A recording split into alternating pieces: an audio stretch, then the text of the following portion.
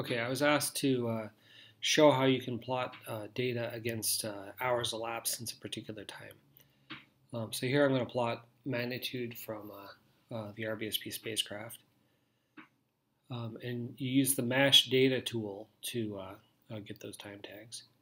What I'll show you first is just how to get the time tags and then how to show them as an offset from a particular time.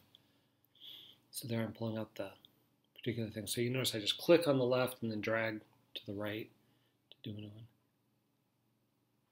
So now what I do is I bring over the subtract function and I'm going to subtract a constant. That constant is just going to be the particular time you want to show with the offset from. You have to be very careful to get this right and make sure there's single quotes on either side. So subtract that the time tags or the get property then from that time. Okay, now they come up and they're in nanoseconds. So we'll just tell it to show those in hours. And that's what we want to have for our time tags. Now let's add the data to it too. And for this, we're going to use the link function under dataset. Drag that over.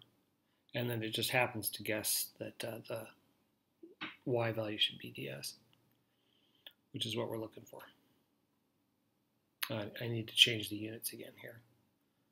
There we go.